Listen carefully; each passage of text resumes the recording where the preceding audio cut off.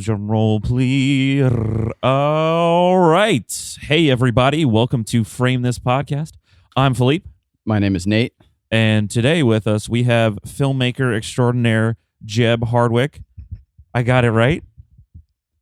Yeah, man. That's my name. That's your name? And we're going to wear that shit out. All right. Is Jeb short for something? My real name is James, but only my mum calls me that when I'm in trouble. Exactly. Ooh. Mine's Nathaniel, so same story. Either my mom or older people that think it's normal. Well, no one can say my name correctly, so I just stick it to Phil. It's easier that way. Jeb, would you mind introducing yourself and what it is you do best? Sorry, say again, mate. Would you mind introducing yourself and tell us a little bit about what you do? Yeah, so my name's Jeb, obviously. We've covered that. I mainly make music videos, and I'm also a musician in a band called Foria. And I'm basically a full-time man-child / procrastinator. That is the best introduction I think we've ever had. I hope that's on your business card. It might as well be at this point. I'd hire you. Jeb Hardwick, professional procrastinator. I'll get it done tomorrow. I'll get it done tomorrow. It always magically gets done. That's the headline. Somehow. Yeah, with artists, that's like a reoccurring theme, just like that idea that it needs to get done and it will at some point, but you don't know when that is. And you have to one day actually like sit down and make it happen. I still find the process a bit mystifying, to be honest, because most of my time is spent worrying about doing it. And then you go into a sort of mist for a few days and you come out with something at the end of it. I don't want to question it too much. It's like if I thought about it too much, it might not happen, you know? Are you able to control that, like when you go into that mist state at all? Or is it just kind of... No, not as well as I'd like. It's not reliable. And sometimes when you need to do something really quick, you have to kind of just hope that it takes you, you know? I find that usually I do most of my work at night. That's when I tend to be able to zone into what I'm doing and not have any distractions. So maybe it's exhaustion. Maybe that's the mist. Maybe that's the key. Sleep deprivation, the all-powerful creative block remover. You heard it here first, kids. Stay up all night. So did you get started with music first or film first? Like how did that chicken and egg situation start? So I've always been really interested in both at the expense of almost everything else, probably. I mean, I am a big film nerd and always was, and also loved music. But I started playing music in, I guess, the mid 2000s with my band, and that started before I did any real proper video stuff. And how it started was because we make kind of spacey, kind of semi-classical, trippy music. We weren't really like a big kind of big showman on stage. You know, we weren't all like getting the audience pumped and all that stuff. So we needed something for the audience to focus on. So I sort of took it upon myself to make background visuals for when we played, and that just took me on a whole rabbit hole of learning the software and figuring everything out. And I just really took to it. I really enjoyed that process. And off the back of that, I got a friend asking me if I wanted to do a music video for him. And that kind of just spiraled out of control. Remember when MTV used to play music videos? The good old days. Yeah, in the mornings. So I remember, I think it was an interview with the Rolling Stones, and they were talking about how important it was, the music video back in like the 70s and 80s, because it wasn't really being done back when MTV first started coming out, and how a music video can really change how you hear a song. Because like sometimes I'll watch the music video as the first like exposure to a track, and then there's other times where I've heard the track first. I'm like, oh, I wonder if they have a music video for this, and then I'll go back and watch it. And depending on which one I did first, it's definitely a very different response, a very different reaction to it. Have you found that to be the case in your own work? Have you noticed some songs like do better based on the music video attached to them, or is it the music first?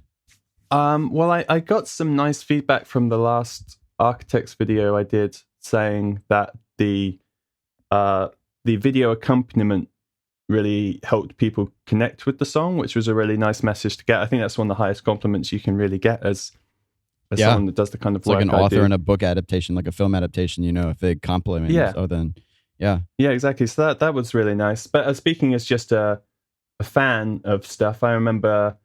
So there's some artists that I like, probably primarily because their music videos really hypnotized me when I was a kid. So watching the old Bjork videos, I don't know if you've seen them.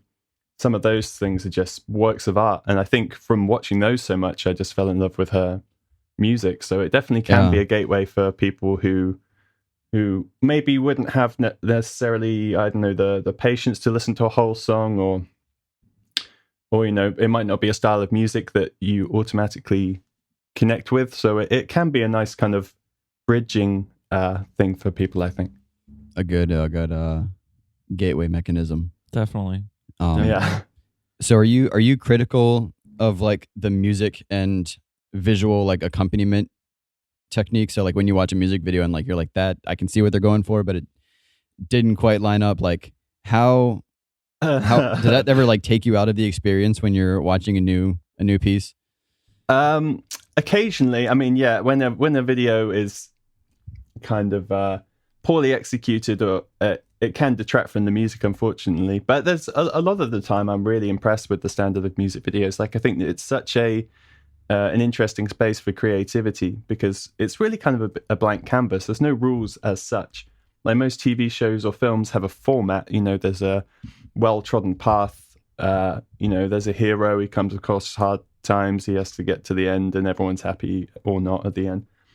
But with a music video, it's really, really quite a lawless area. You can do animation. You could just do flashing colors. You could do a little story. You could do whatever you want. So it's really nice kind of shot window for what you're capable of as an artist, I think.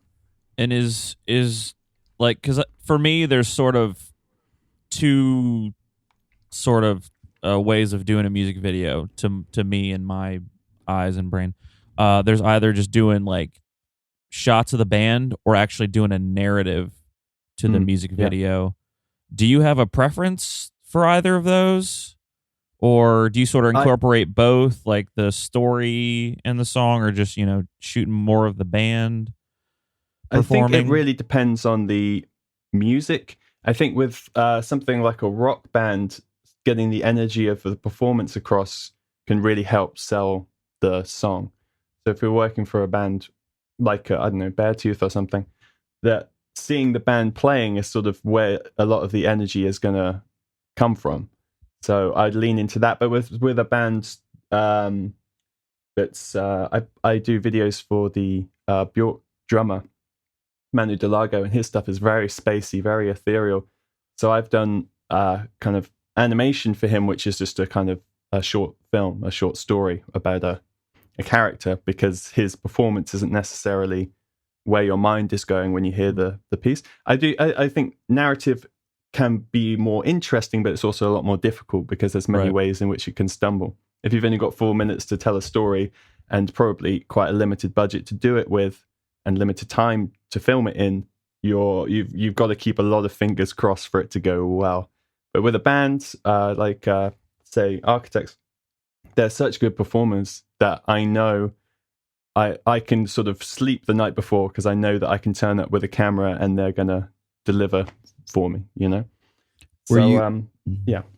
Were you involved in the Albert Hall performance at all?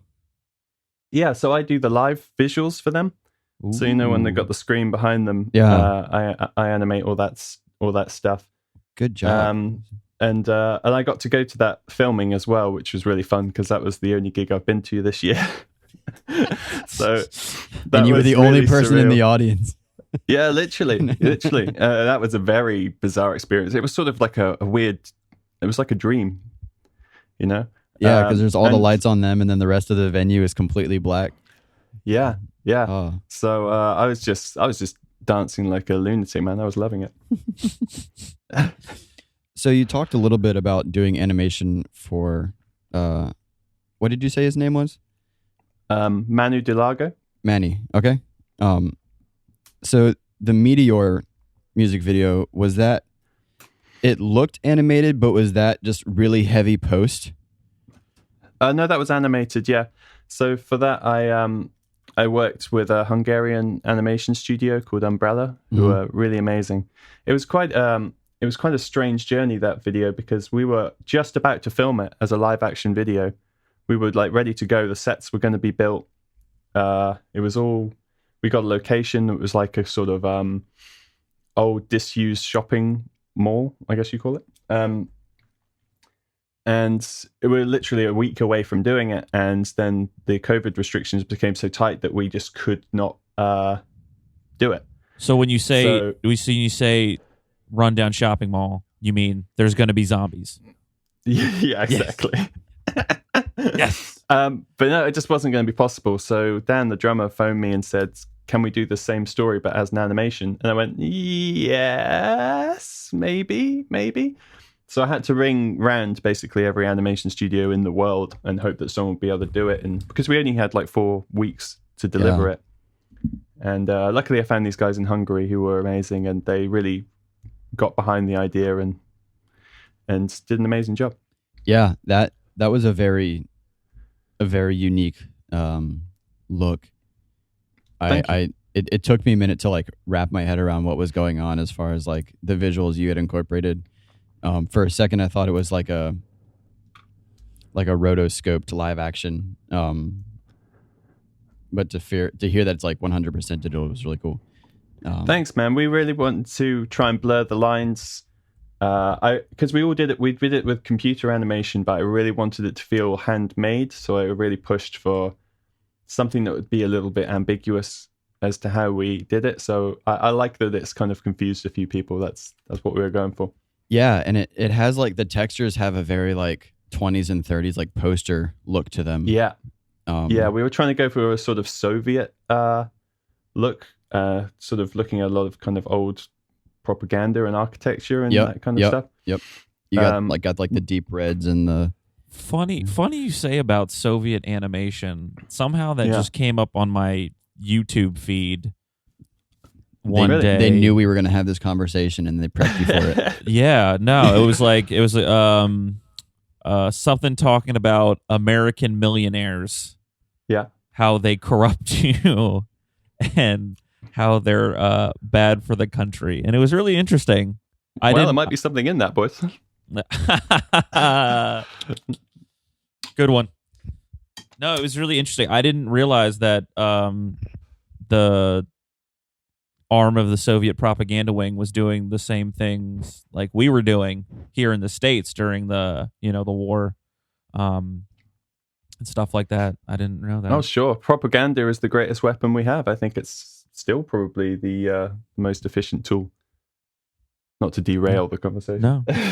I mean, you had a bulldog with a cigar that got you through the war, and you're probably sick and tired of hearing that. I know a generation of Englanders were. You're talking about Churchill, right? Yes. Okay. Yes. Sorry, I think I missed that, dude. What'd you say? Oh, I was just saying you guys had the one of the greatest propaganda images of them all, a bulldog with a cigar. Oh yeah, of course. I mean, it's all coming out about him. I mean, his dark past has really come to overshadow what we thought of as the legacy. Right. it is interesting trying to contextualize historical figures, because there is the temptation to try and use modern standards to judge historical figures, and that is always going to be complicated, because people are entrenched in the history from which they came. Very. We've had a long debate over whether Columbus was someone who should be celebrated or not, and I think that depends on looking at the history. I know a lot of Italian Americans are very angry, or some of them are. We had a day, and now you're taking it away from us. To be fair, they love any excuse to be angry, so that's true. You guys gave us pizza, so yeah, you should be cherished. You should be cherished. You are cherished and loved. Yeah. Speaking of cultural differences, have you found do you ever work with American clients, and B, is there like a communication difference? How do you deal with that? Like, how do you go through the creative process differently? Sure. So I worked in America a few times. I did Beartooth and Conquer Divide, and directed Mariah Carey Christmas video as well. Did you really? Whoa. That's awesome. We are talking to a celebrity right now.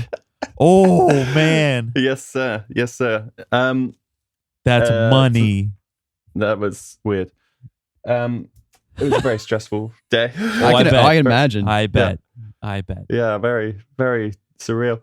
I think there is a difference in the way we communicate. I think fundamentally, English people like to hide behind a lot of self-depreciation, and we tend to say the opposite of what we mean, which when you're talking to American clients does not tend to go very well. Because if you say something self-depreciating about yourself, I think what they hear is you admitting that you can't do the job. Whereas really what you're saying is, I can do the job, but to say I can would be really embarrassing. So there is like a fundamental cultural difference. We don't like talking about ourselves. In fact, even this is immensely strange. Yeah. Would you like to have a pub quiz then? We can do a pub quiz if you want. Sure. Hell yeah. Oh yeah, always. Any day. Hell Any yeah. day of We the just week. need Noel and Richard on. Then we'd have a good time. I'm in. No, I think it is. We are just famously kind of we don't like singing our own praises, and we don't kind of like making a big deal out of what we do. Just culturally, that's the way we're wired.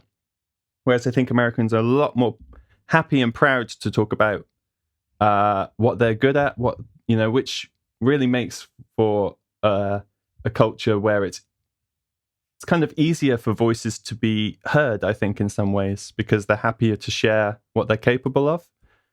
And that's why you get these big institutions like Hollywood, I think, is you've got people who are proud to say, yeah, I can do this. I can give it a try. Yeah. Whereas we're a little bit like, oh, maybe, I don't know, might be able to do it. Yeah. Well, however you approach creative work, it seems to be working so far. Just out of curiosity, what did you do for Beartooth, if you're allowed to discuss? Oh, yeah. I did a video for a song called Hated a few years ago. And that's off the Aggressive album, right? It is. Okay. Yes. I think it was maybe the first single off that. So that was fun. That was the first time I'd been to LA, and they were super nice to me. Really kind of friendly. We went to the show at the where was it? Somewhere on the Sunset Strip, one of those clubs. The Whiskey night before, a Go-Go. Yeah, I think so. Oh, yeah, man, I'm good. Damn, I'm good. I would never have guessed that. So, yeah. Do you know anything about the Sunset Strip, Nate? No. You'll be going there on your honeymoon. Yeah, sure. Yeah. I gotta like we did it yesterday. I did it yesterday. I gotta get this into every show. Nate's getting married. Big ups for him. Woo. Thank you. It's something that should be celebrated. Be an American. Congrats. Pump out your chest and go. That's the first time I attempted to do a Tarzan. Wow. Yeah, it was good. We've hit a new low. Yeah. Oh, it's just warming up. What are you talking about? Ooh. This is a future feature. Yeah, this will probably come out after I've been married. So, Well, oh yeah, it will. So Phil approached me about a year or two ago to do like a podcast, and when Man, we were our talking timing about sucks. format, we decided to drop them in. We decided to borrow the Netflix method and drop them in seasons of like 8. Yeah. And so right now we are I'm recording. glad he's found a reasoning for it. I was just like, let's do seasons. Yeah. That makes sense. It helped to like pulse things, and as we were just getting started, because the first season is audio only because we were shooting in the dining room, and we didn't have any consistency with the video whatsoever, and so we like running gun. It sucks like so bad. Like our video game plans, right? Is that how we managed to win at Warzone one time? Yes, we running gun. Sounds about right. And so you'll be the first or second episode of our 3rd season when that comes out in July, hopefully. So, Great. Yeah. You'll be a married man by then. Yeah. That sounds so weird to say. Yes. All right. Anyway, so yeah, that's the... That's one day older than me, married before me. Cheeky bastard. Well, maybe you'll get married the day afterwards. It's the natural order of things. Oh, damn. I better start planning my trip to Vegas now. So as far as like planning processes go, how do you like start a project when like say a client approaches you? Like what's your traditional like start to finish? Like how do you go through all of that? So usually the artist will send me a song or a rough mix of a song if it's not quite finished yet, and they'll just ask me to send some ideas over. So usually I'll wait to listen to the song until I'm in a really kind of receptive place, and then I'll listen to it really loud and just on that first impression really try and just feel what they're trying to say, not necessarily with the lyrics, but just the overall emotion of it. And when I'm really lucky, that will turn into an idea instantly. And usually the mist, all the videos I do are based on that initial impression. Okay. And interesting. Have you ever gone back and go, that initial impression was not the right one? I need to start over again, or you just that gut feeling, Usually the world and the setting for it come to me in that first go, and then it's quite hard to revise after that. Interesting. And then the subsequent listens are more like fleshing out the events that are going to happen in the video. So I've got my setting and maybe a couple of key images, and then from there I'll think about pacing everything out and how that's gonna sustain itself for 4 minutes. And is that just some technique that you've developed over the years? Is that how you started and just stuck with it? Well, I think I've always listened to music in a very visual-minded way. I grew up listening to loads of like 70s prog and stuff and instrumental music. So a lot of that stuff, it's not telling you the story. You've got to create your own landscapes for it to exist in. And I think that really helped as a kid, sort of associating, almost treating music like a soundtrack to a film that didn't exist. So I think without realizing it, I'd sort of been practicing that from when I was a kid. So do you have a lot of early Genesis on vinyl? Oh, you better believe it. My girlfriend has a lot of Genesis, and I'm like, okay, I'm not a big Genesis fan. You can, shit on me. Yeah. Emerson, Lake and Palmer, not my jam. But she's clearing out her dad's storage unit, and she brought me one of the best gifts ever. Yeah. Almost all of Black Sabbath on vinyl. Amazing. This girl's the best. And I'm putting it on on record. On record. Ha ha ha. Very funny. Shitty jokes. Did not plan that. But that's awesome, dude. That is, man. Having that one, just that, because like if, I don't know how many revisions people go through, but if you feel it, it's right, then yeah. What's really tricky is when you don't get the idea the first time round. That's when it's difficult, because they're the ones I have to listen to 100 times and just kind of, that's more of a kind of that's a less emotional process. That's usually just kind of building up collections ideas from what I'll do is I'll go on like Pinterest or something and look through images, typing in keywords of something and see if there's a mood or a setting that kind of I think fits. But occasionally when I don't get the kind of clear idea, they're usually the ones that I don't like as much in the end result, because it hasn't just popped out of my subconscious. It feels more like work, which I know is a very privileged position to be in anyway. But yeah, to be able to call what always, you enjoy doing work is, for starters, a very amazing feat. Oh yeah, I feel incredibly lucky to have, managed to avoid having a job for so many years. Just it's I say a job, a real job, with anyone telling me what to do. I think I'd be so bad at it now as well. I was talking to my housemate about this yesterday. If my luck runs out and I do have to get work, I think I'd just be so terrible. I'd be such a bad employee. What would be your, if not saying this is going to happen?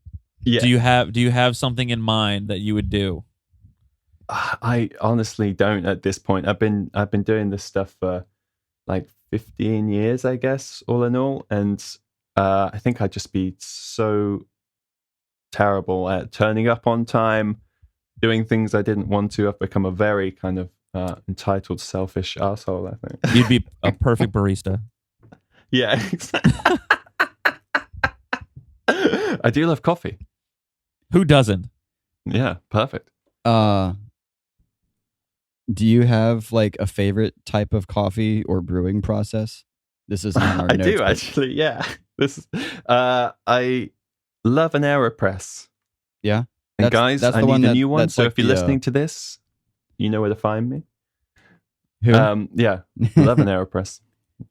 Yeah, I've seen videos on those. I use a French press personally. What is the difference between an AeroPress and a French press? So an AeroPress is a way of getting a handmade espresso. So it pressurizes the beans so it foams up more. You get that crema on top. This is really getting in the weeds now. Oh yeah, now we're talking. Well, he used to work at Starbucks, and I live at Starbucks, so this is fine. I think you're onto something there, Phil. I think that is my dream job. That's the second one. Making coffee. You got to pay the rent somehow. This interview is going to inspire a lot of baristas, because they're probably in the opposite position that you're in. That they want to be doing what you're doing, and being a full-time, musician and film. What am I trying to say? Film nerd. Yeah. Yeah. We're gonna get there at some point. I do want to pick your brain about your favorite films, but yeah, I know a lot of people like I wanted to be a musician, but then I had to face reality and guys, I mean, to all people listening, my biggest advice would be don't keep your job, keep your sanity. Sleeper. There it is. I was waiting for it. I was waiting for that British humor. I will say I have a job for the first time since like last September. And how's that going for you? Different. Yeah. I was doing. That's the voice of someone whose employer might be listening right there. I doubt it. It's interesting. It's a job I'm well suited for, so it's not. It's not the worst job in the world. It's actually quite a good job, but I have to fit in like artwork and stuff around that now. That's the biggest time block. I'm a big like calendar person. We are probably very opposite on that. And I like having that big of a chunk of my time taken out on the front end is kind of annoying. Do you find that you can be creative on the clock? Like, can you schedule out a time or a day when you want to make stuff and it just happens?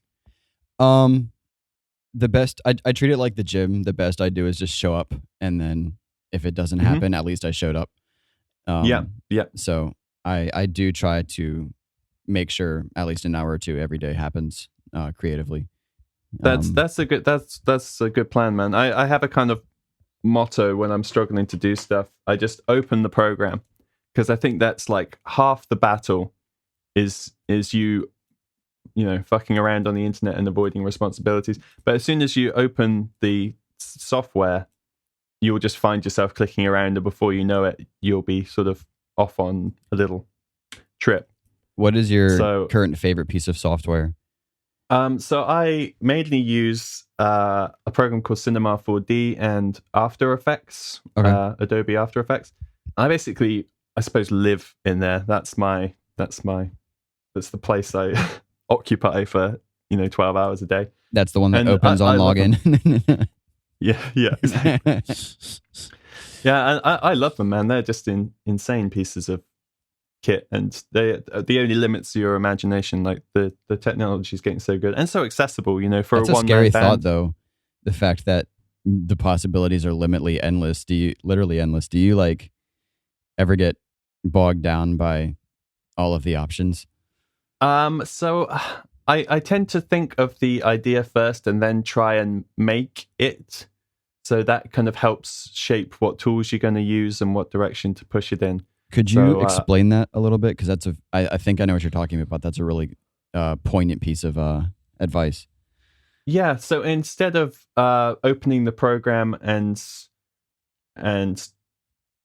playing around and trying to find something, I try and imagine the image first, and then try and recreate what I'm seeing in my mind's eye. Gotcha. So yeah.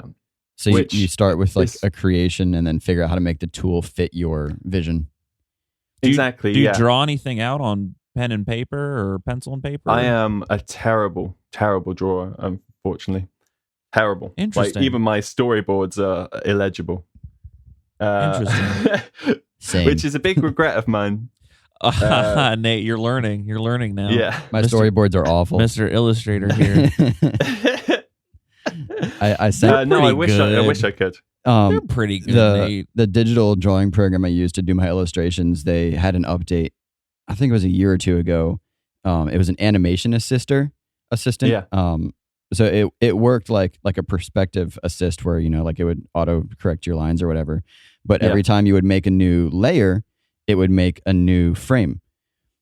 Okay. So it was a toggle you could turn on. So like it would make a new frame and turn down the opacity of the one before it. So it worked like an animation. That's cool. And so that's how I started doing some of my storyboards, because I could do like a frame per second. Nice. Or 4 frames per second. And I sent it to the guy making the music and the talent, and she was just like, "What is this?" She was just like, "Can you just explain it to me when we get there?" And I was just like, I tried to help ahead of time, but did you put some words under it? Be like, this is a person. Yeah, or why do I want to say the princess is going to here, or wrong castle, Phil. I know. Been there, done that. Trust me. Yeah, so I understand the storyboard. Showed up with Problems. flowers and a bottle of champagne and got myself into a bit of a trouble. There's a large dragon involved. Never mind. So do you what is your the visual effects process look like for you? Because I feel like that must be the most challenging. Sleep deprivation. It's I guess, what does it look like? It looks like mad panic and sweat most of the time. That's where I sort of that's how I learned, really, is by saying I could do stuff that I didn't know I could do, and then having to figure it out once someone paid me. So that's the honest response. So say for the first architects video I did. Yeah. Shit hits the fan. Well, it's like the first kind of green screen video I did. Obviously I'd never done one before because it was the first one I did, but I committed to this idea for this band called Wild Palms.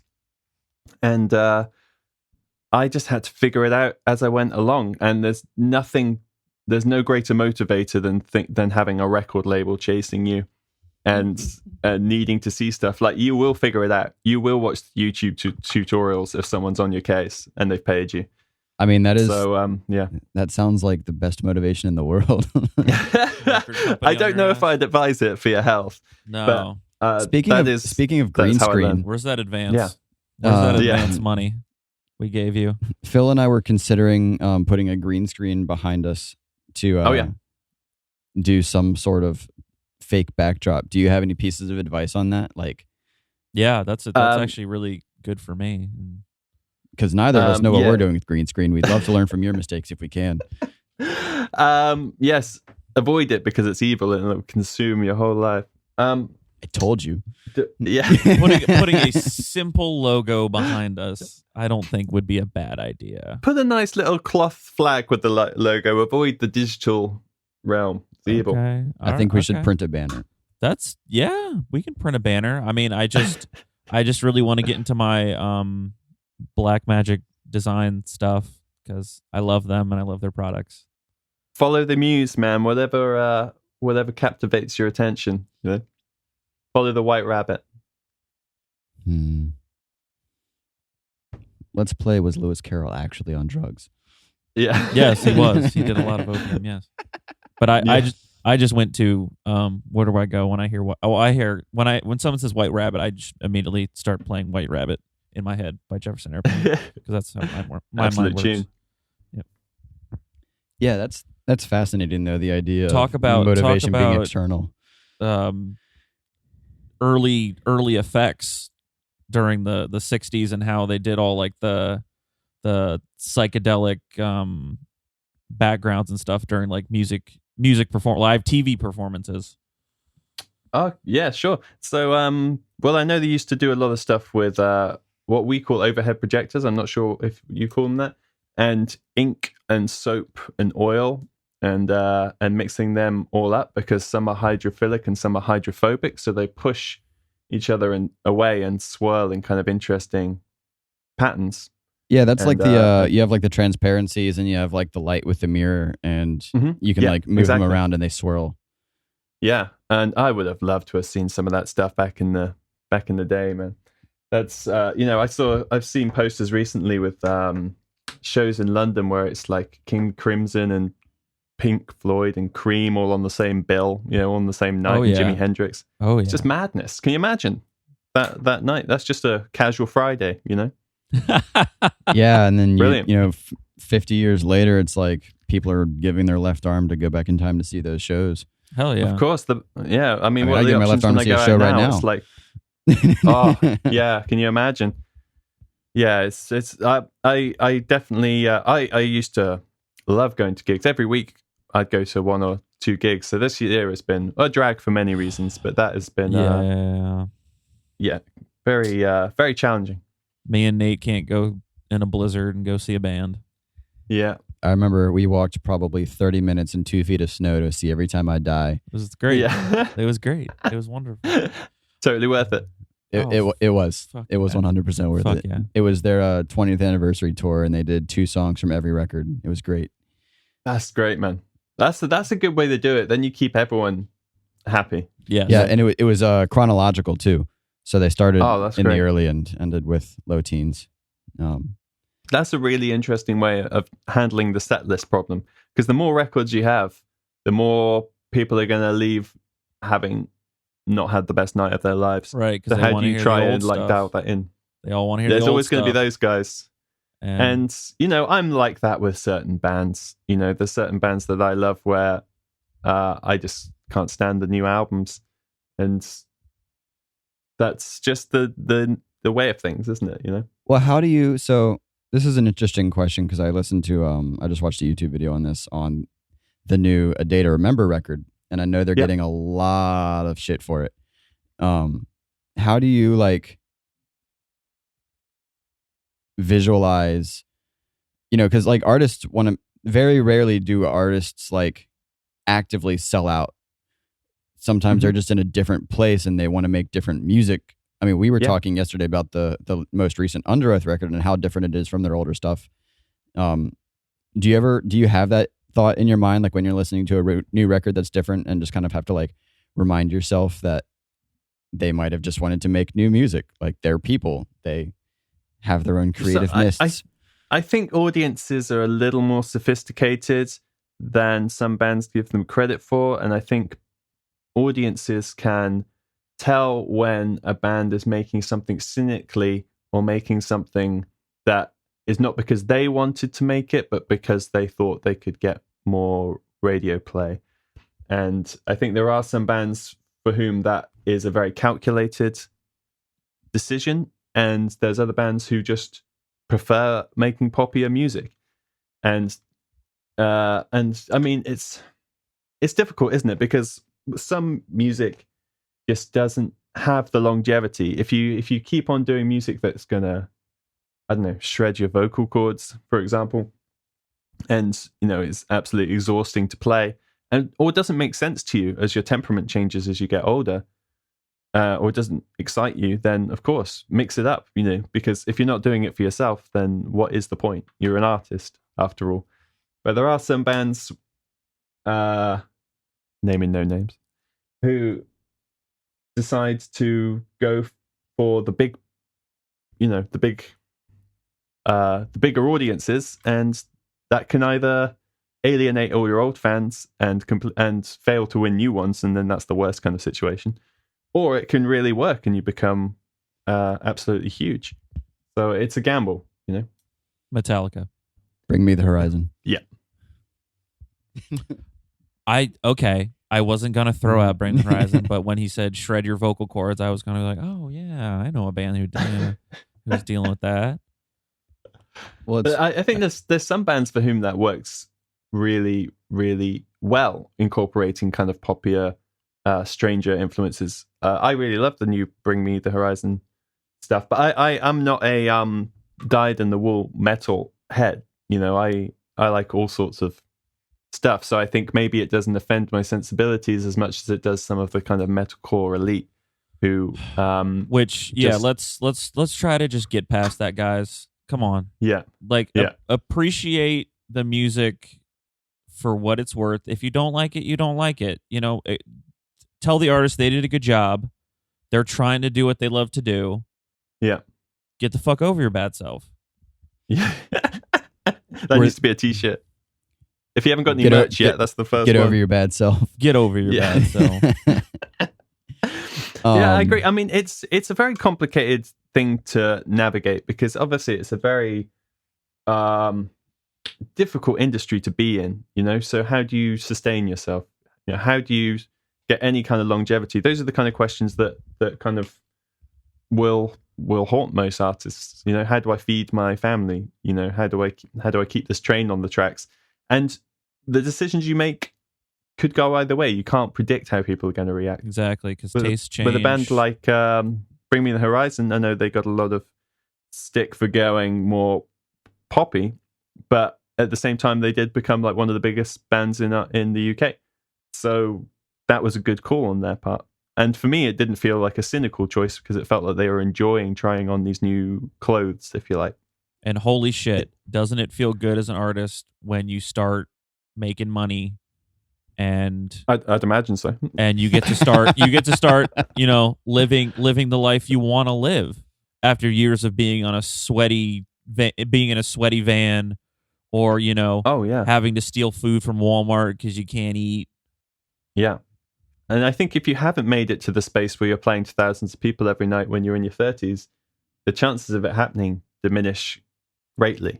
So I do think there's a kind of last push feeling in some of these acts, and more power to them. If they can keep doing something even adjacent to what they love for money, then that's better than being working in a pensions office or whatever, which I used to do.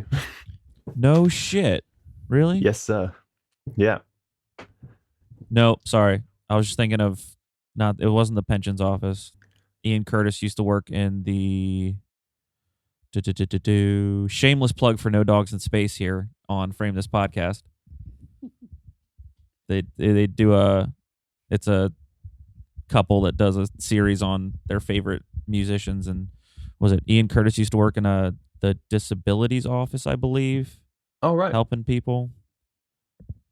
But shit. Thought, enough of this. Shithead Ian Curtis. Enough of helping people.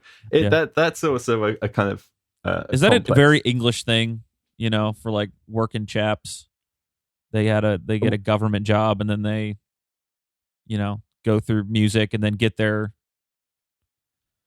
Well, I think everyone's got to start somewhere, right? Like, Right. no, very few people get the opportunity to spring straight into making money from music. In fact, most musicians really struggle to make money from music. Right. Like, I'm in a band that's fortunate enough to get lots of plays on Spotify, but we don't see much cash. To be frank about it, it's really tricky. It's tricky unless you're the kind of band that can sell a lot of merch or move a load of tickets. Then it is a really increasingly difficult landscape. I am a bit worried about what's going to happen to music over the next kind of 20 years. To be honest, I know that's probably just because everyone thinks it was better in their youth, but I do worry that streaming is going to just remove the ability for bands to make expensive records, and that's sort of the joy in music, is hearing things that really push the boundaries, Right. Yeah. How do you like either in music or in your filming, how do you balance inspiration, like you said, with your Pinterest boards, but also doing something unique and something different? Because I feel like that balance with people is like, oh, they just ripped off so and so, and it's like, no, I was trying to do something different. Like, how do you balance that? So that's why it's usually my favorite work comes out of the things where it just pops into my head, because I think creativity is on some level just a form of synthesis, right? Like every new idea is a few ideas that you've picked up somewhere along the line coming together in some unexpected way, right? So you may have seen a painting when you were little, and that might mix with a kind of weird French film you caught late night on TV, and all these things are just floating around. And then when you hear something, you might have these kind of different neurons firing in your brain that for some reason make this collusion between those kind of fragments, right? And then you get a new idea coming out of it. So I think there's no such thing as real originality in that sense, but there are things that can surprise you and you don't know where they came from and out of your subconscious. But I do think they're all based in what you fuel yourself with on some. Who's your favorite level. French director? Michel Gondry. Eternal Sunshine of the Spotless Mind, and Be Kind, Rewind, and Science of Sleep. And I think he's a genius. Eternal Sunshine is maybe my favorite film. Maybe. We've gotten that out of the way now. Check. Yeah. Favorite film, Eternal Sunshine of the Spotless Mind. I think my Yeah, favorite that was French director is 2001: A probably Denis Space Villeneuve. Odyssey, I think. I'll just be an I like the elitist. trippy. I like it if a film takes you on a weird journey and also makes you cry. That's where it all comes that's together. The goal. Okay. That's the juice. A weird journey. Let me think. Cocteau. I think the last weird journey I went on was the Lighthouse. Oh, that was wild. I couldn't yeah, get I through really it. I don't even know if it was a journey as much it was just him running in circles. Like there was no. Yeah. I loved it. I thought the sense of claustrophobia and just the dread was immense. I loved it. Yeah. And you like to the end, you had no idea what was going on, and then he just like looks into the center of it, and that's the end. That's how it ends, and it's just like, oh, I okay. really enjoyed that, man. Maybe that's why I couldn't get through it, because just the sense of overwhelming dread and claustrophobia being in a pandemic locked in your place. Oh, sure. That's why I I probably watched. Did you guys see a film called Vivarium? No. It's the new Jesse Eisenberg movie. You know, the guy who plays Zuckerberg in Social Network. Haven't seen that one. I watched that somewhere into the first lockdown it came out, and man, it was stressful. It was brilliant, absolutely brilliant. I recommend it, but it was almost the worst film to watch when you can't leave your house, because it's about people who go to a house viewing and then basically can't get out of the house. Wow. Yeah. The street is circular, so they always end up back at the house. It was great. It was like a kind of Twilight Zone episode, that kind of vibe. That sounds awesome. Or a kind of Black Mirror thing. I'm trying to think of the last movie I watched like that. That sense of just like on loop.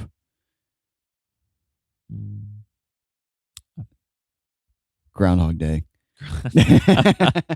Well, that film has become more relevant by the second. Oh doesn't it? yeah, I mean, no, 100%. Yeah. I mean, just absolute groundhog life right now.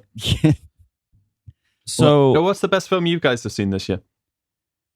ooh, This year? this year. My years are blending. Well, it's only March of 2021. Have I seen anything New and exciting. For the last 12 months, whatever. For me, I'm a big horror buff, so I'm gonna say The House of the Devil. I haven't heard of that one. Watch it. I'm writing it down right now. If you like Greta Gerwig at all, Yeah, I do. well, I don't want to spoil it for you, but she I'll watch it. she meets an untimely end. Okay. I can't remember. I've been more on a TV show kick. I watched Parasite over the holidays. Oh wow, That was fantastic. that was absolutely amazing. I love that so much. I rewatched Arrival with my fiance because she hadn't seen Oh, that. now we're talking. That's the movie I was trying to think of. The movie. Have you seen Arrival with Amy Adams and Jeremy Renner about the aliens? Yes, I have. Okay. Yeah, I adored that film, man. That director's a genius. I have to say, if we're talking French directors, he's probably my favorite. I know he's a bit Denis mainstream. Villeneuve is but, amazing, man. Blade Runner 2049 was a huge. I mean, I absolutely fucking loved it. love that shit. Sorry, okay. Yeah. You know he's doing the new Dune movie for Frank Herbert. Oh, I know. And my girlfriend is really annoyed that I haven't stopped going on about it for about 3 years now. I've been waiting 3 years for this movie. Yeah. Yeah. Yeah, when it got put back another year, she was genuinely annoyed because she has to hear. I had to hear about it for another year. Speaking of movies Yeah. that have an interesting History. the original idea for Dune by his name's on the tip of my tongue and I can't. Jodorowsky? Yes, that documentary I saw on the original ideas for Dune, and then David Lynch? Lynch. Thank you. That's my pleasure. Thank you. Yes. Just two totally different ideas for movies. And Yeah. is that going to be And synthesized in the new one, or? I think hopefully they're going to go slightly less wacky than either of those guys, because I think there is quite an interesting political and environmental message in there, and I think to make it colorful and kind of too psychedelic might detract a little bit from it, but I think it couldn't be in a safer pair of hands. Like Denis Villeneuve can do when I saw sci-fi he was like no directing it, man's I business. was more than happy. Yeah, I think it's going to be exceptional. What else did I hope see so. recently? Anyway, after this long, You want to there's one movie that I've always wanted to see that never came out. It was a Tim Burton project back in the mid 90s. They were going to do a follow-up to the second Batman movie and have Superman in it. Yeah. Oh, okay. With Nicolas Cage as Superman. Oh, I heard about that. Have you seen the costume tests? Yes. And they look fantastic. Amazing. Fresh out of I Con think Air, they should Nicolas still Cage. do it with him. Fresh out of Con Air. Wow. Okay. No, I rewatched Nightcrawler recently. Also a favorite. Incredible. Oh my God. Yeah, I've been doing a lot of That movie- rewatching. I haven't that watched any new movie. films recently. Holy shit, that movie. Yeah, that was an amazing film. I'm so glad that stuff like that's still getting made, because I mean, I'm not a fan of the kind of superhero stuff, and as someone who doesn't really like that stuff, it's this kind of shame for me that that's what occupies most of cinema these days. So when I see films that are these kind of mid-level budget but they still manage to do something really dark and interesting, that's really refreshing to me.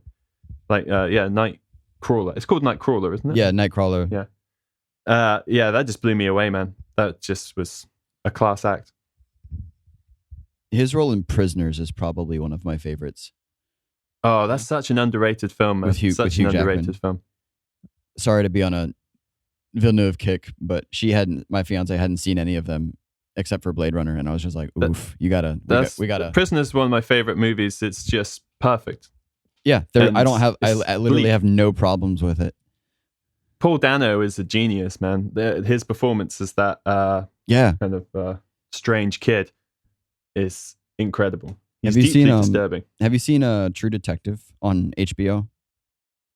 I haven't. I've seen the first 4 episodes twice. Wow. And each time I was trying to get into it, and I just found myself not connecting with it, and I just sort of fell off. But I am going to try again because enough people have said it to me.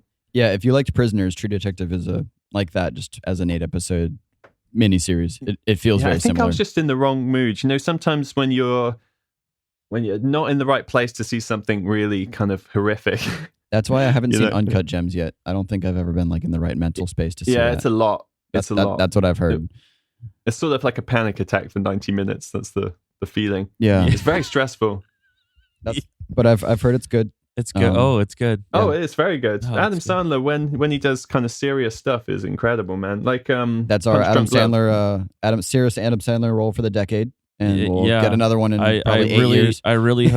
really hope he does more serious stuff as he gets older and leaves the comedy behind, because I think he's found his stride.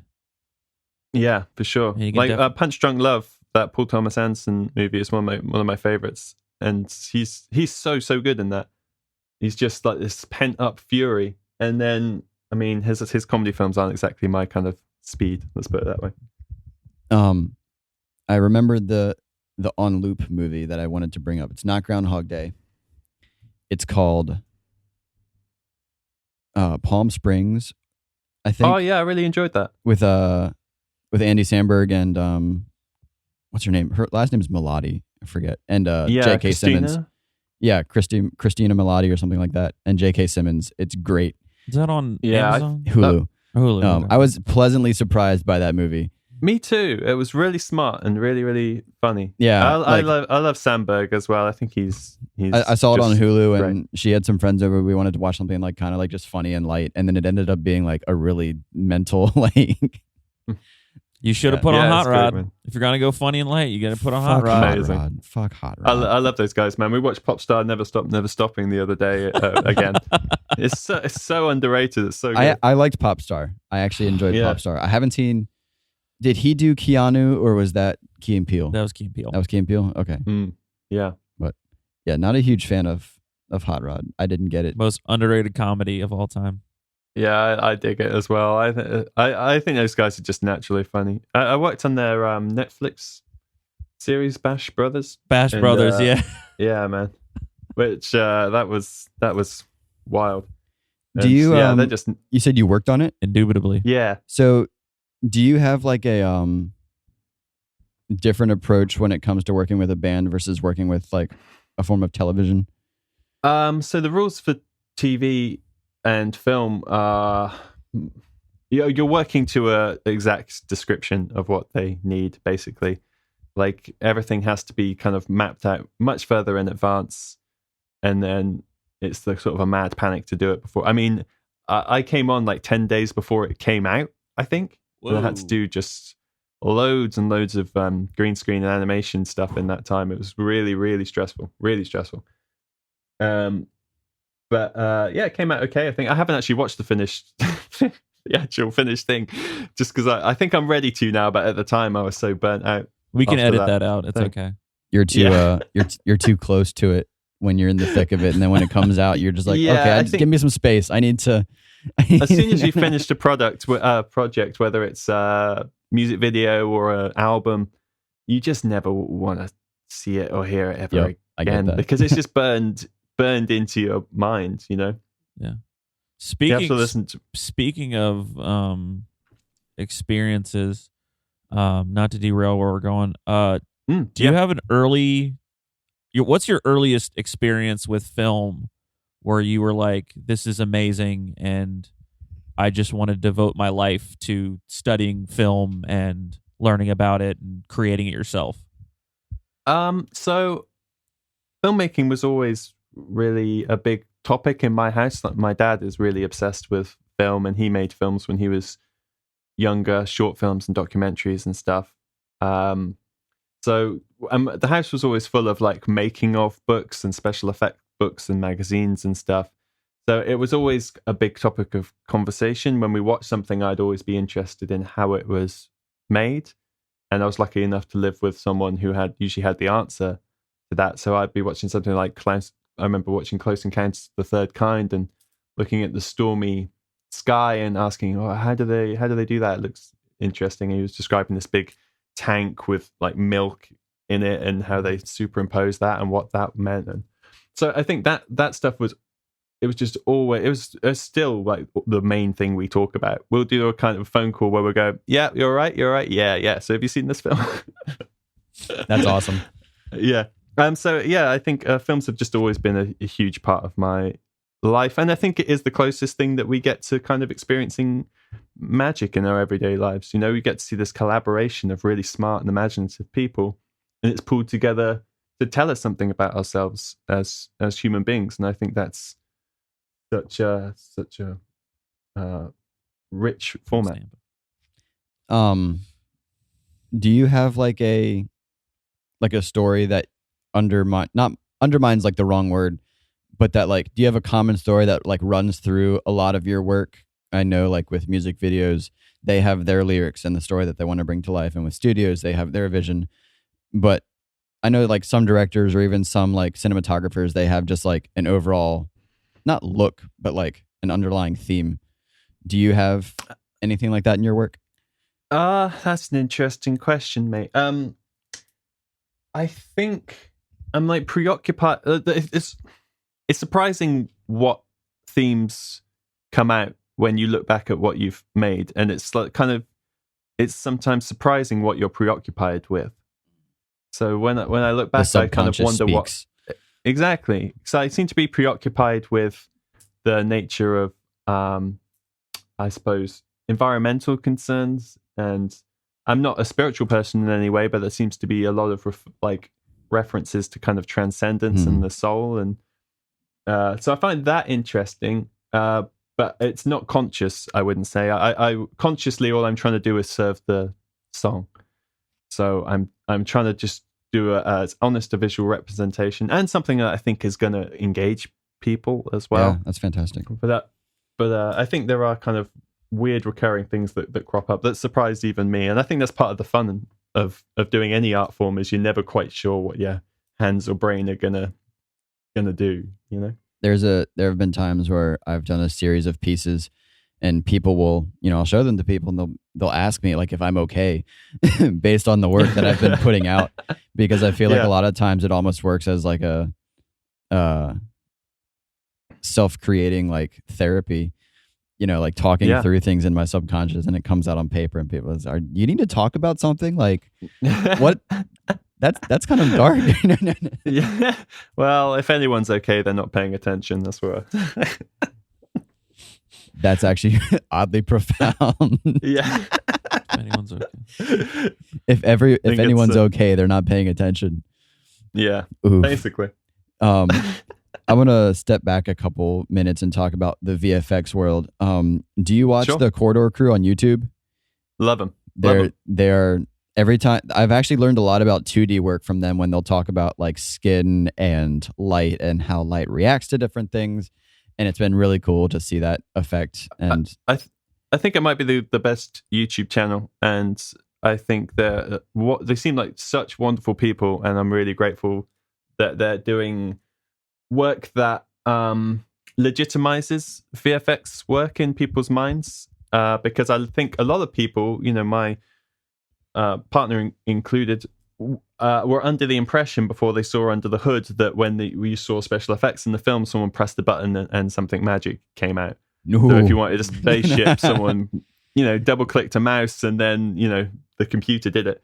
No, and we were. What they're doing is a really good job of explaining how much artistry goes into all of these choices and all of this technology. And they're such great communicators and a fun hang. I think it's a wonderful space on the internet.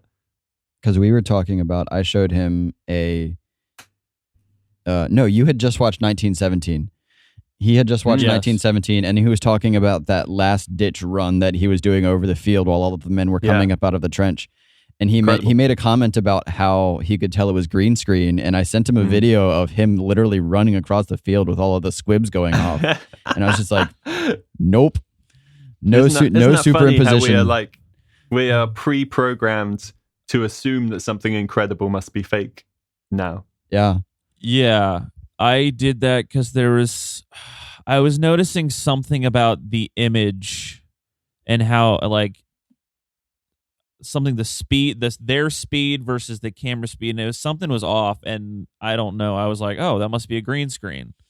I think what they did in that shot is they do put extra explosions and particles in the background. So I think what you're picking up on is, because I know what you mean with that shot, I think they are rotoscoping around the main guy and putting extra like smoke in the shot. So that weirdness might be what you're picking up on. Maybe that's what it was. To go full nerd for one moment. Roger Deakins is a god among men. Yes. When I was younger, I used to look forward to movies based on who was in it. And, a couple years ago, I started looking for movies based on who's directing it. And now it's moved on to cinematography. And like, I used to go through like a bit, I would like watch through an actor's catalog. Now I'm watching through Roger Deakins' catalog, and it's like amazing. Yeah. And they're all different. Real hero. They're all different. Yeah. Like he has no style. Like it's like No Country for Old Men serves the movie. And Sicario are very different looks. And yeah, he's absolutely incredible, man. I think I liked that Bond film he did. What was it called? Skyfall, just because of him. Basically, I don't know if the film was that good, but he just made it so. Did he do the one after that? Because there's an opening scene that's like a single shot, and it's like 6 minutes long. I think that was, who was that? I think that was someone else, though. I'm blanking on who it was. No, because I think he was doing Blade Runner at that time. I remember. He's fantastic, man. What a talent. And he's from this tiny little corner of England where nothing ever happens, a place called Devon. So it's like funny that we've got someone from that corner of the country where literally nothing else comes from there, apart from the band Muse. They come from there. But I'm not gonna lie, I wish I liked Muse's new music. I want to so bad. Same. They are actually the band I was thinking of when I was saying that when bands make music that you can't stand anymore. Oh, sorry, guys. No, I love you guys. Used to be my favorite band when I was a teenager. Yeah, Chris, you're great. Matt, also great. Dominic, keep doing your thing. After Uprising, I just kind of stopped. I liked you guys on, was it Rock Band or Guitar Hero? What was it on? I don't know. It was probably Plug-in Baby or Supermassive Black Hole. I can't help you there. I haven't played a computer game since Tomb Raider, unfortunately. Ooh, the new Tomb Raiders are awesome. Are they? Yes. I meant the one that came out in 98, whatever that was. The square looking.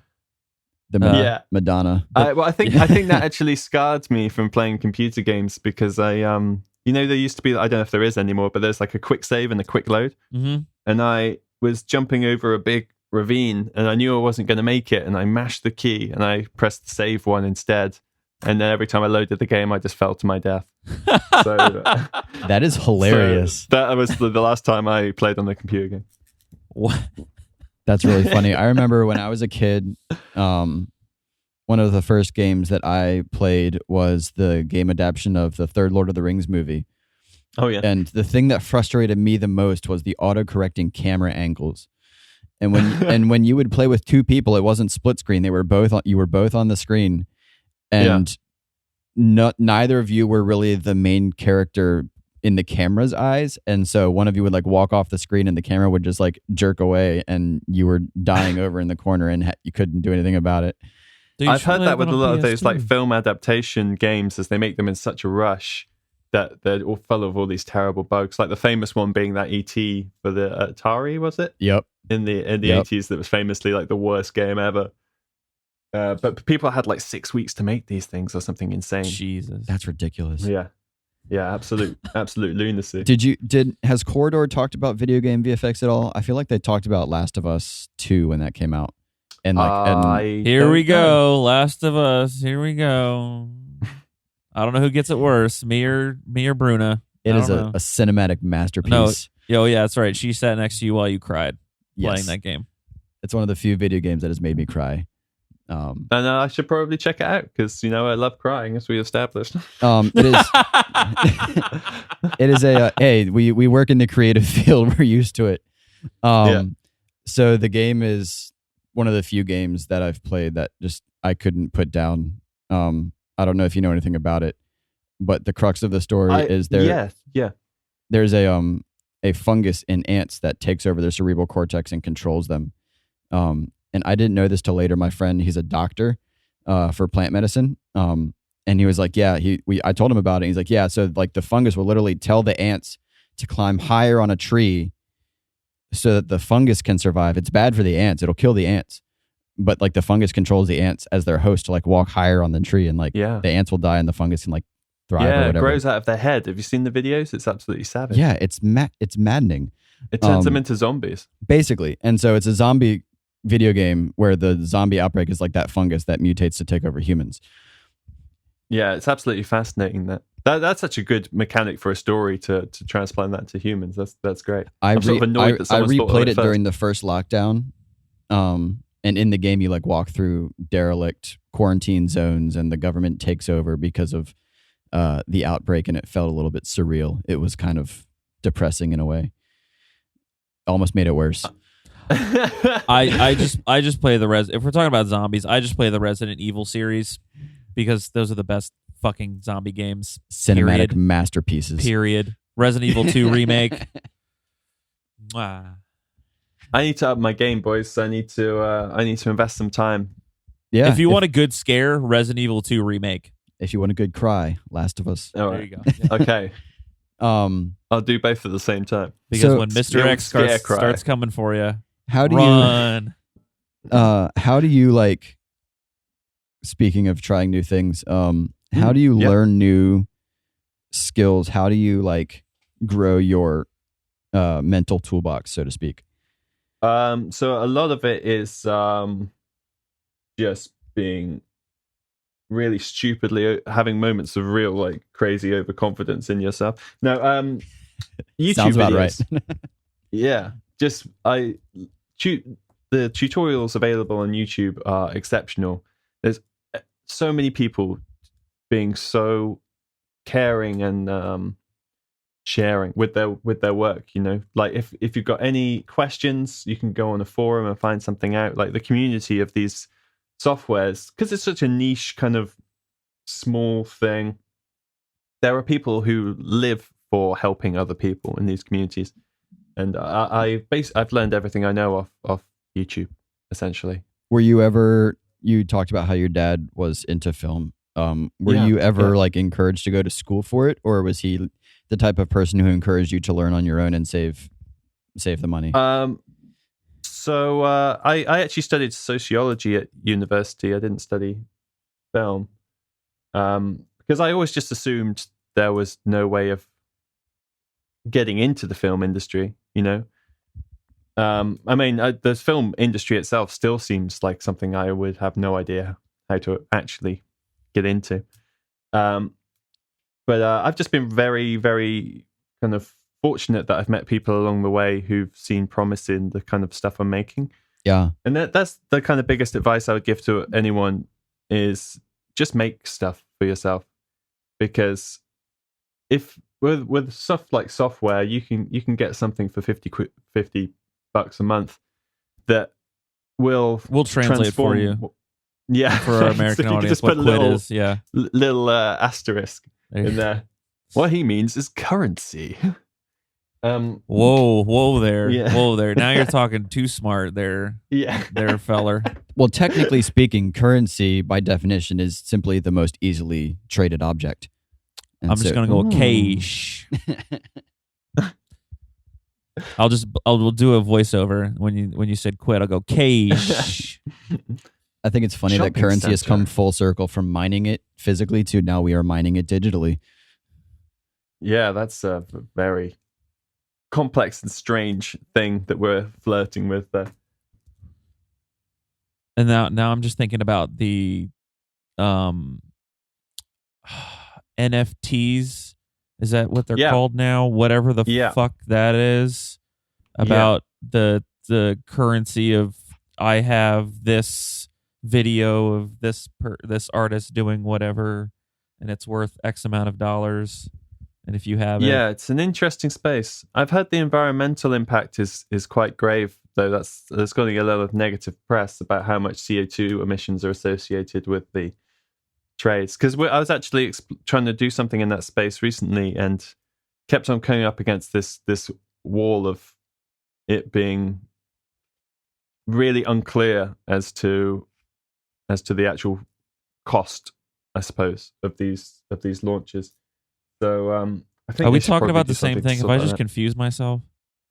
The NFTs are the crypto art launches, right? Yes. Okay. Yes. Yeah. So because cryptocurrency is incredibly it's very inefficient energy-wise to mine. There's a big carbon footprint, and it's getting a lot of negative press at the moment. Thank you for bringing that up. Now we can try to stop it. Yay! We might prolong our lives for another year. Go to live shows. Spend your CO2 that way. Yeah, support exactly. your local artists. That's my 2 cents. It.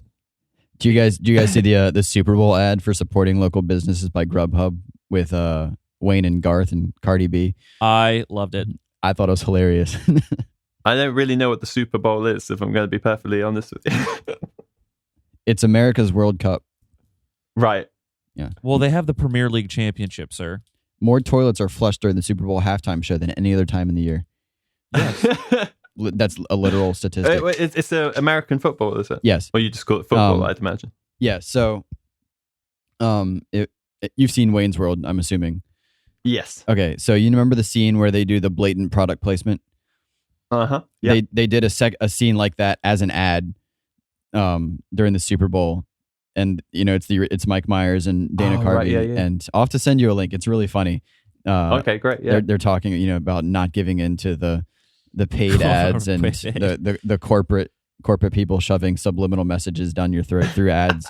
And great. Yeah, it's about eating local, like shopping at your local restaurants or whatever. It's pretty funny. Okay, I'm having burritos tonight from Mama. Whatever, I don't know what. Yeah, I forget what it was. Yeah. Speaking, you talked a little bit about. I love how our conversation is just in circles, but it's like going upwards. You talked a little bit about how it's more important to meet people of like mind that see and appreciate your work. I didn't want to ask this because it's kind of the elephant in the room, but how did you get connected with architects? Because that's a really big client to have under your belt. You've done 2 movies for them. I actually reached out to you after seeing the video for Black Lungs because I was curious about the fluorescent effect. But how did that start? Because that's fantastic. Well, actually, I've done like 7 for them. I think. Wow. I think. Did you do Gone with the Wind and Match Made in Heaven? That's awesome. I did Downfall and Hereafter and Death Is Not Defeat. And wait, did you do the VFX, the visualizations from Gone with the Wind? Yeah. Wow. I'll have to show you. I have that. That's one of the few Architects vinyls I own, and it's on repeat constantly. Oh, great, man. Yeah, that was the first one I did for them. That one, and it was the first proper music video I ever did. Really, first big one. So I've lived in this place called Brighton for 11 years, and the first week I moved here, I went to a house party, and I got talking to these guys, Dan and Tom, and they were twins, and we just got on really well. We were talking about The Office, the British one, and Ricky Gervais, also, man, David Brent, what a genius! He's my man. He's my man. And we were talking about this Danish art pop band called Mew that we both really, really love. And we just got on really well and had a really nice evening just chatting shit. And they added me on RIP music Facebook. shows. Yeah. That's what they're about.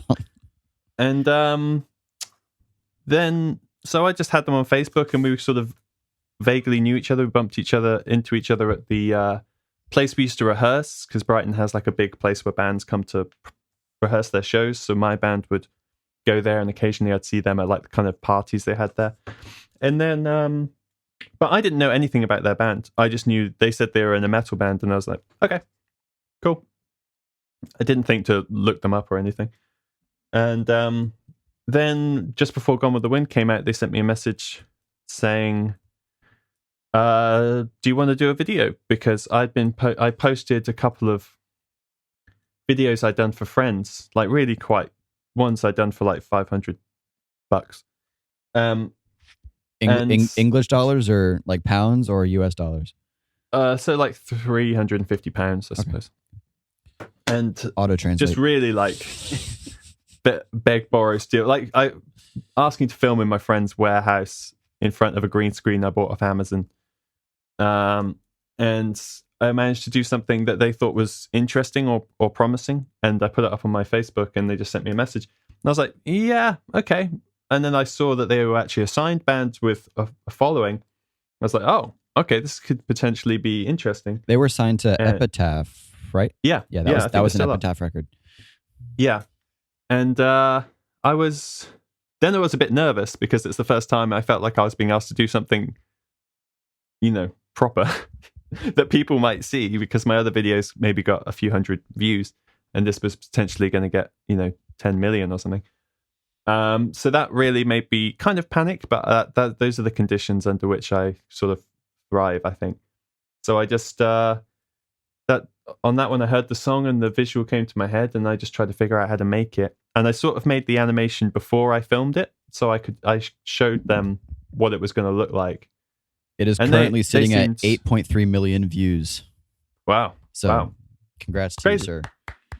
Thanks, man. That's fantastic. And we just really got on. We just stayed friends, and throughout the years, I've been really lucky that when they've got a song coming out, they'll reach out and see if I'm free and if I've got any ideas for it.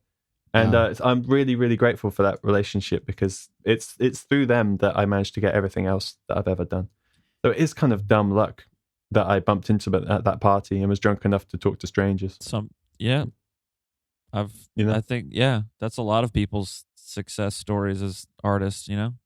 I forget who said it, but I think it was one of those like anonymous quotes you see on the internet. It was like, opportunity knocks, but it must find you working.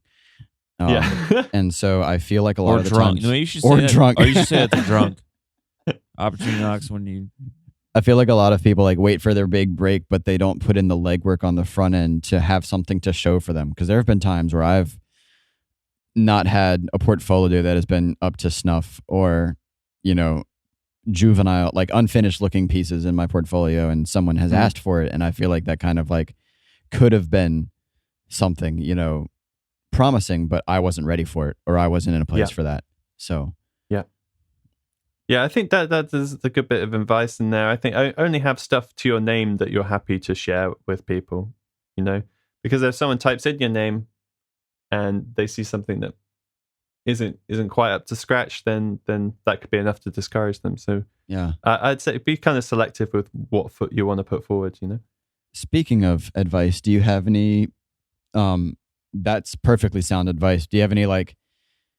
If someone were looking to get into the film space, like how would you encourage them? How would you kind of like nudge them in the right direction? I would say the only thing that prepared me for getting that first big job was spending time making stuff for myself and just playing with the tools. And I think if you're enjoying the space in which you're creating, then it won't feel like work. It won't feel like a chore to be, whether it's drawing or making music or making video art. If you're enjoying it, then you should be outputting stuff. Yeah. Because, there'll be stuff that, and then put that somewhere where people can see it. But I would say consistency is really important. Like any skill or craft, just keep doing it, because it's very easy to regress if you don't keep on top of it. Yeah. But, and also just try and enjoy it, because as soon as it starts to feel like a burden, then your work starts to suffer. It's a weird balancing act. I don't think human beings are really meant to be creative. I think it's kind of an excess created by having too much time on our hands. So I think we're still dialing in exactly how it works as animals, That's an interesting like now that we thought. don't have to hunt all the time. Like True. how do we occupy ourselves? And I think we're still getting a hang of it, Well, Jeff, we've been talking for like 2 Jeff. hours. Jeb, That's what my father-in-law calls me as well. I knew that. We've been talking for like 2 hours, and I would Yeah. like to be respectful of your time. I'm sure you have projects to work on, but thank you so much for Thank you. this Thanks conversation. for having me, guys. It was a pleasure to meet you and yeah. nice to kind of chat about stuff. Yeah, for those of you who may be tuning in at the second half of this conversation, Jeb Hardwick weird. is I don't know how you would miss the first hour of this. Jeb is a filmmaker from the UK and Brighton. from Brighton specifically. Correct. Who's your football club? I don't watch football. Hey, he doesn't sports either. We went an hour. Oh, and we a don't half. talk about sports Yeah, or podcast. We're not allowed to talk about sports because I don't sports. I will say Brighton FC if that's what it's called. I'm a Fulham fan, so rock on Cottagers. Anyway, this has been Frame This Podcast. Oh, hold on. Jeb, where can people find you on social media? Oh, we forgot to Oh, actually. look at this, like a pro. The internet.